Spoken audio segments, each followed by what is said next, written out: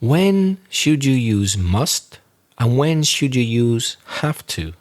And what's the difference between them? You'll find out in this episode of Aprender Inglés con Reza y Craig.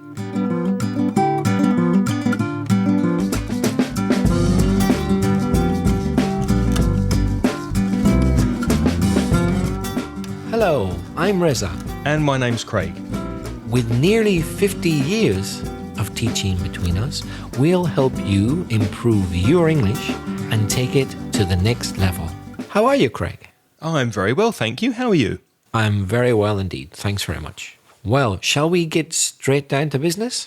Yes, first this week we have some feedback from Angelica from Mexico, who wrote on the website over at inglespodcast.com answering your question, Reza. Do you remember in episode 298, the one on Mexico, that you asked a question about tequila and mezcal? Yes, I wasn't quite sure what the difference was. I know they're not the same, but I didn't know what makes them different. This is what Angelica says about this podcast, tequila and mezcal. I can tell you that both are made from the same plant called agave. There are many types of agave, but tequila can only be made from agave azul. That's that blue agave, I suppose. And mezcal can be made from different agaves. Other important difference, I think, Angelica, you mean another. Another important difference is the production process. Tequila is more industrial, using big ovens, and mezcal is more artisanal. Aha, I had no idea. In fact, I didn't know that agave was the main ingredient for either of them. Never mind both, but different types of agave. I'll tell you a bizarre coincidence, Angelica. I did not see this message till I got to Craig's flat this morning, I promise you. And I ate agave this morning. Did you? Yeah, but don't worry. It was 8 o'clock in the morning and I didn't have a mezcal or tequila. Don't worry, listeners. Don't worry, alcoholics. I'm not an alcoholic. I just put agave syrup in my muesli. Have you ever tried that, Craig? I haven't. I've never heard of agave syrup. Can you buy it in the supermarket? Yeah, it's quite easy to find now. It used to be a very rare kind of luxury item 10 years ago, perhaps. But now in Europe, certainly in Spain, you can get it everywhere as a kind of substitute for honey. So I actually had agave syrup, non-alcoholic, in my muesli before I read this message this morning, Angelica. I wonder if I got a recipe, could I turn that syrup into a nice mezcal? Do you think so? Are you feeling a bit Mexican this morning? Today we're speaking about must and have to. Before we speak about must and have to, we'd like to mention our sponsors, italki, because maybe you're interested in improving your grammar with a personal one-to-one teacher. So let's tell you about italki. italki is a website where you can find a personal teacher online who you connect with through Skype or other internet video software, and you can receive personalized English classes at a time and a day that's convenient for you. Now, Reza and I have both tried this service with teachers. I had a Spanish teacher, and I think did you study French, Reza? That's right, yeah. And we both like the idea that you can go to italki and choose the teacher that you feel is right for you. So you can choose the qualifications, the experience, the accent, where the teacher's from, and then tell the teacher what area of your English you want to focus on, and the teacher will design classes for you. If you're not happy, you can change your teacher, which is a great advantage. And before you book your first lesson, you can see a video presentation of the teacher to get an idea of the personality and dynamic of the teacher you want to study with. If you'd like to find out more information about italki's services, they're offering a $10 italki credit when you sign up and pay for your first class. So go to the show notes for this podcast, inglespodcast.com/301. Just click on the italki link or the italki image, and then you'll get more information from their website. And Reza and I would like to thank italki very much for sponsoring this podcast. So, let's talk about must and have to. What's the difference? Well, let us start by saying that they're more or less the same for obligation. There isn't that much difference. We can put must or have to before a verb. Craig, could you give the listeners an example, please? For example, I have to edit this podcast before Sunday. Or I could say, I must edit this podcast before Sunday. Those two uses are very, very similar, very similar in meaning. I have to edit this podcast. I must edit this podcast. The feeling of obligation is very, very similar. But they're not exactly the same. Listen to these examples. Craig and Reza told me that I have to study modal verbs. I have to study modal verbs. Verbs like can, could, must, etc. Have to study. Well, Reza and Craig told me. Here's another one with the doctor. My doctor said that I have to lose weight. Did you notice the way Reza pronounced have to there? When it falls in the middle of a sentence and it's not stressed, the to becomes to. So have to. My doctor said I have to lose weight. Have to. Here's another obligation. If you go to the US, you have to get a visa. It's obligatory. They won't let you in if you have no visa. You have to get a visa. I got one last week, actually. Oh, that's right. You're going to, is it Florida? Yeah, Orlando, yeah. And I had to get a visa. So the past, obviously, of have to is had to. I had to get a ESTA visa, ESTA, to go into the United States. But it's very easy to get. You get it online. Will you give my regards to Mickey in Orlando? If I see Mickey, I must say hello from Reza. Here's one more example. Let's see if you see a pattern between all of these. The last one. Excuse me, do I have to show the receipt for a refund? Imagine I want to get my money back. Do I have to show the receipt for a refund? Is it necessary? So we use have to for things that are necessary and laws. The obligation usually comes from someone else. Just to remind you, the first one was Craig and Reza told me. The second one was my doctor said. So the doctor. If you go to the US, you have to get a visa. Well, that's the American government. And in the shop, excuse me, do I have to show the receipt? The shop obliges me. Or maybe your boss obliges you. Or maybe your English teachers oblige you to do something. So when somebody else or some organization, something external obliges you to do something, then it's better to use have to. With informal English, if you're speaking informally, we sometimes use have got. For example, I've got to finish this work before Friday. Or we've got to be at the airport by 8 o'clock. So notice I used a contraction. I changed I have got to finish this work to I've got to finish this work before Friday. I've got to finish this work before Friday. We've got to be at the airport by 8 o'clock.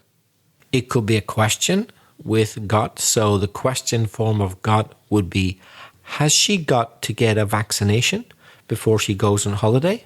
Some of you will know that you have to get a vaccination. You have to be injected against certain diseases to go to certain countries. Have you got to work this afternoon?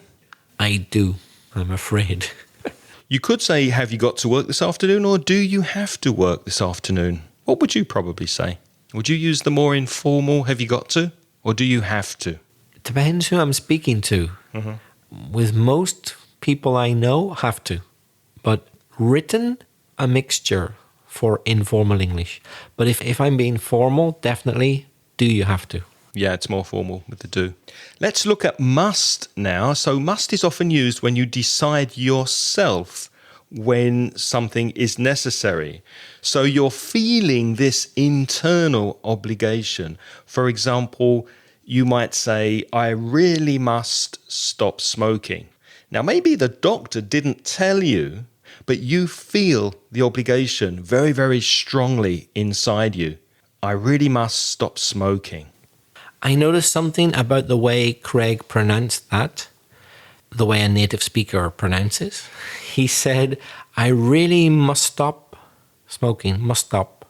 So the T of must seemed to disappear.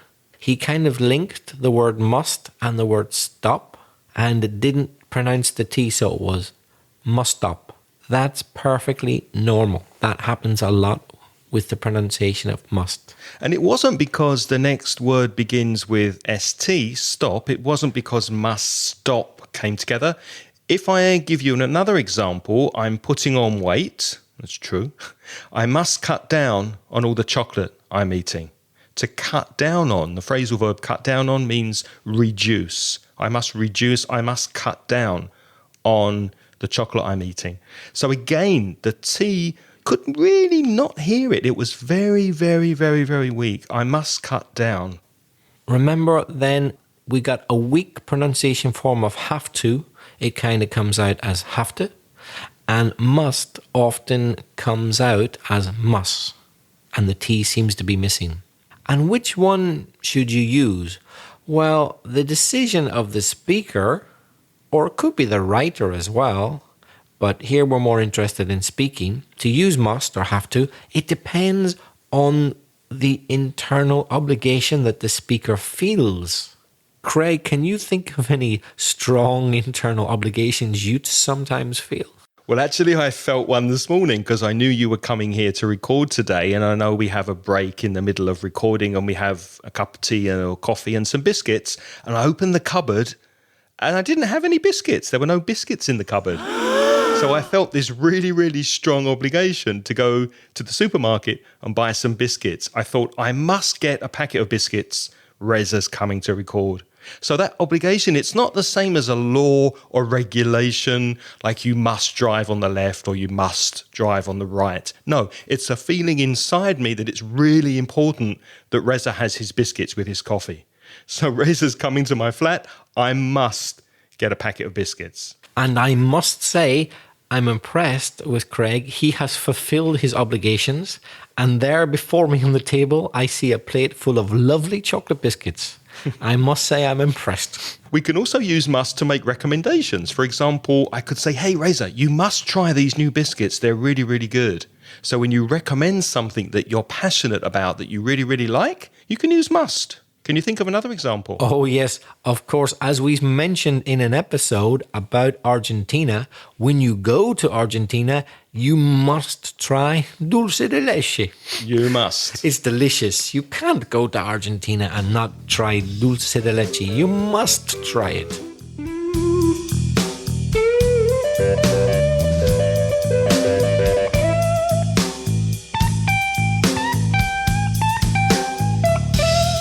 Craig, there's another use of must to show a specific feeling. Imagine I said to you, must you smoke in here? Why, what am I suggesting here by saying must? Must you smoke in here? Do you really, really have to? Is it so important that you must do it? So it's kind of inferring the obligation. Do you feel an obligation to do it? And did you notice there that that was a question, but I didn't use do. So normally for present simple, we use do. Do you like Valencia? Do you have a brother or a sister? But with must, because it's a modal verb, no do. We just invert the order. So we put must before the subject. Must you smoke in here? Must you drive on the left in Ireland? You must, or you'll have an accident. The negative is made with not. So you must not eat in here. Or you must not smoke in bed. Now, when we speak in normal speech, the must not is contracted. So you hear, and you could say, mustn't. You mustn't eat in here. You mustn't smoke in bed. You mustn't do it. Again, as far as pronunciation is concerned, very often we don't really pronounce the T in the middle. So mustn't, well, I'll exaggerate, mustn't, but in reality, that middle T often is not pronounced. So people say, you mustn't. And there's a schwa in there, isn't there? There's that weak sound in the middle, mustn't. mustn't. You mustn't do it. Now, modal verbs like must and should and can, etc., they are not followed by the infinitive with to. So you just have the verb without to. For example, we say, I must buy bread. So it's not correct to say, I must to buy bread. And that's a common mistake made by some Spanish speakers. So it's just must plus infinitive without to. If you remember what we said at the beginning, it's have to. So you have to use to with have to, but you shouldn't use to with must. So when I go to Orlando next month, I must visit Disneyland. I must say hello to Mickey. There is no past form of must. So those of you interested in grammar and thinking, oh, is it irregular? Is there a word musted? No. Is there some other form? No. There's just no past form of the word must. There's no future form either. No future. It's in the present. Must is in the present, whether you like it or not. Must has no past and no future. So imagine this present simple sentence. You must do your homework. Imagine a parent said that to their child. You must do your homework. Or it could be a teacher. What about in the past, Craig? How would we put that sentence? You must do your homework in the past. Well, because there's no past of must, if we want to speak about past obligation, we use have to. Because have to is a semi-modal verb, which means it does have a past form and it does have a future form.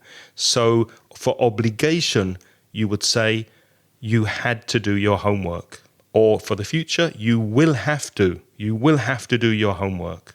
So as we said right at the start, there is a little difference between must and have to, but because must doesn't have a future or past form, you use have to anyway. So you change must to had to past or will have to. So you can see there isn't a huge difference. There isn't a big difference. They're more or less interchangeable a lot of the time, I would say. Would you agree? When they are in the positive, yes. However, if you're using must and have to in the negative, there is quite a big difference. What's the negative of have to? Well, that's not such an easy question as it appears. You can say don't have to, do not have to, but that means it's not necessary to do it, but you can if you want. We'll give you an example. You listeners, you don't have to send us a voice message. You could send us an email instead, but we do prefer voice messages. But it isn't obligatory. If you're a bit embarrassed still about your voice, okay, send us an email. You don't have to send us a voice message, but if you want to, please do it. So can you see there, don't have to doesn't mean the opposite of obligation, which is prohibition, that you can't. It means you can if you want. So it's your choice.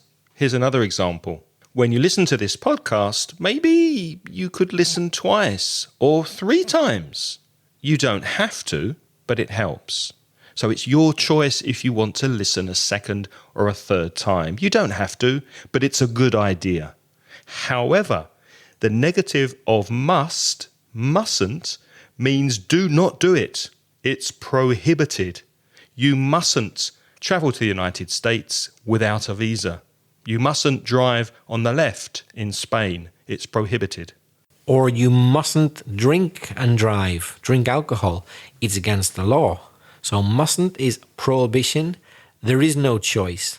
The law doesn't allow you to do it. Well, we say the law because that's the obvious example, but it could also be social code or social etiquette. For example, people say you mustn't talk about money at a funeral. Well, it isn't the law, but it would be a terrible thing to do. You don't talk about certain things in certain situations. So people say, you mustn't mention that money that he owes you. His father's just died, but you mustn't mention it, not at a funeral. So it's not a law necessarily. It could be a very strong code, a social or moral code as well. And some people say when you first meet someone, you mustn't talk about sex, religion, or politics. Not a good idea.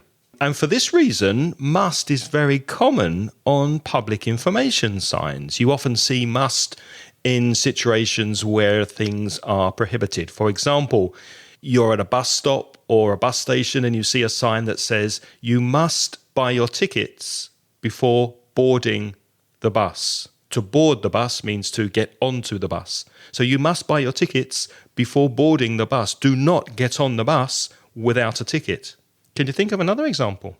Yes, quite often you'd see a negative one, which says passengers must not speak to the driver while the bus is in motion. In motion means moving. Passengers must not speak to the driver while the bus is in motion. And very often on these signs, you see the full form of the negative. So must not as two separate words. So the long form must not is often more formal than the spoken contraction or written contraction mustn't. More formal? Yes. And sometimes would you say not necessarily more formal, but to be emphatic? Yes, and it's sometimes in capital letters Yes. to get the message across, to make sure you understand it's prohibiting you from doing something. Like imagine a child who's determined to do something. They say, Mom, I'm going out. I must meet my friends. I said I'd meet them tonight. And the mum says, no, you've got to do your homework. You're staying in. And the child says, no, I must meet my friends. I said I must. And the mother says, oh, you must not. You must not. What you must do is your homework. So you must not. They use the long form to stress. You say positive, but I say negative. So in that case, it wasn't necessarily more formal. It was a question of I'm saying no, although you say yes. And to use the same example, if the child's friend phones him to see if he wants to go outside and play or do something, the boy might say, well, no, I can't come out to see you. My mum says I have to do my homework. So that goes back to the use of external obligation that we said at the beginning. The mother says you must do your homework, and the child tells his friend that he has to do his homework because his mother said. So his mother imposed or put the obligation on him.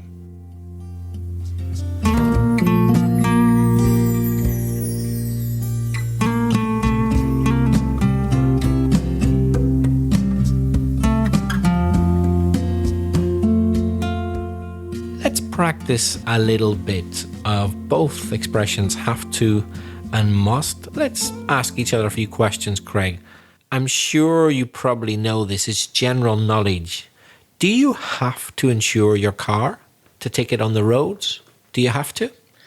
You have to by law, yes. So you can drive without insurance, but it's against the law. So you have the ability to do it, but it's prohibited by law. Yeah, you have to insure your car to take it on the roads.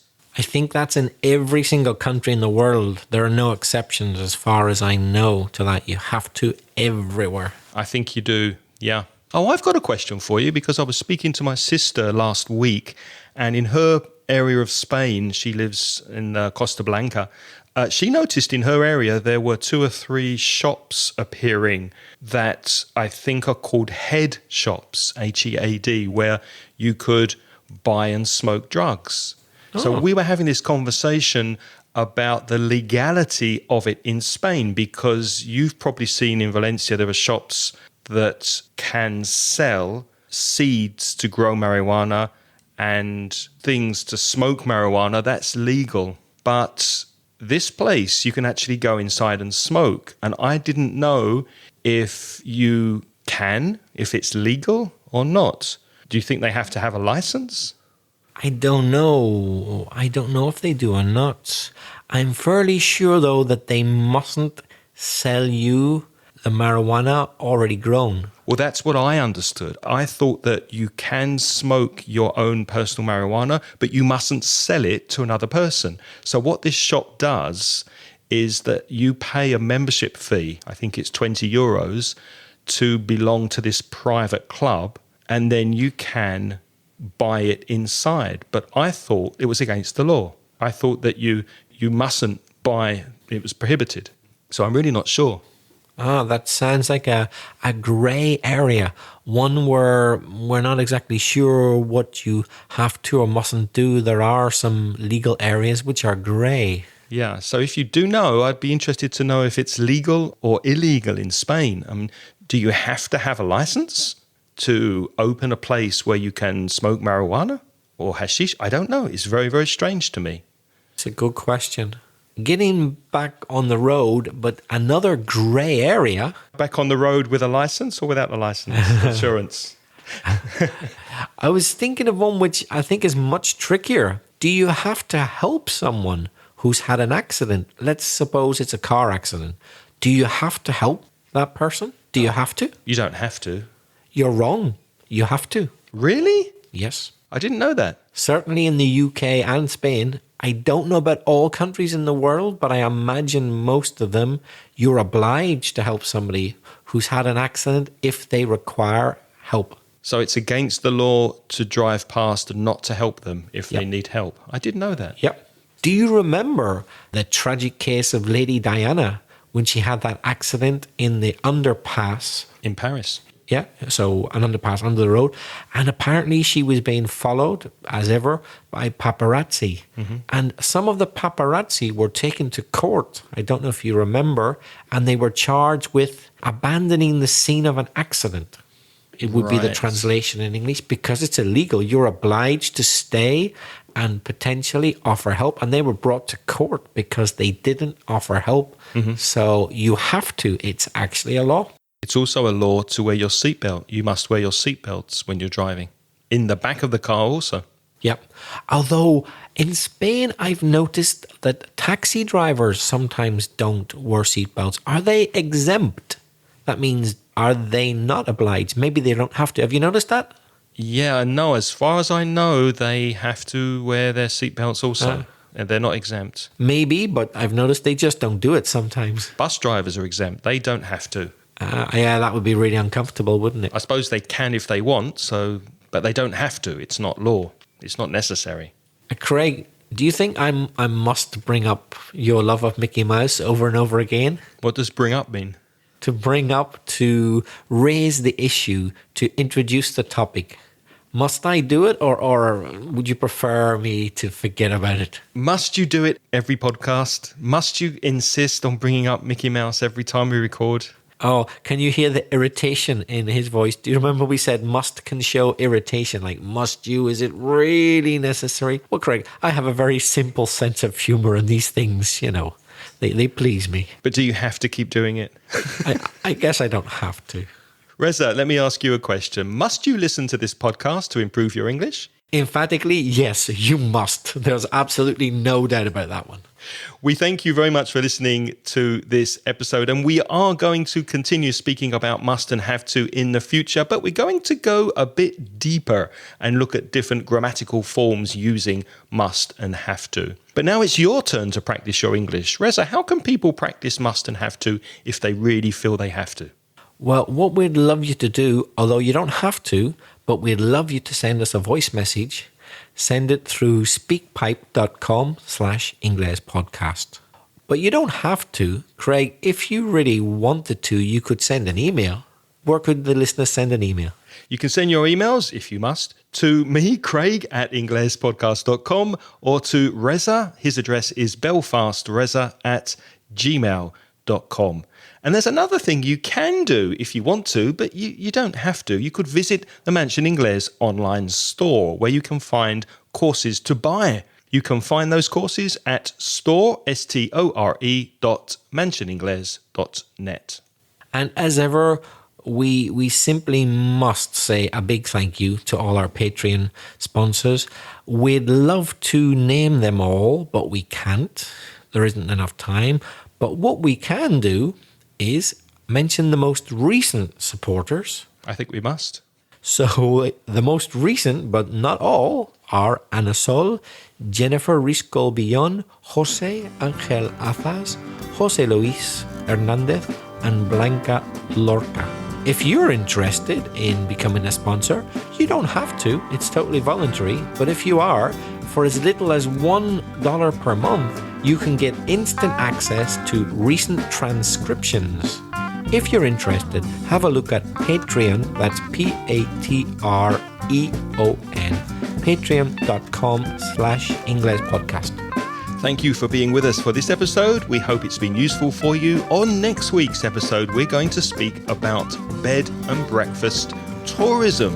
So if you do have a bed and breakfast place and you're speaking in English with your guests, or maybe you're traveling to bed and breakfast places, you'll need to listen next week.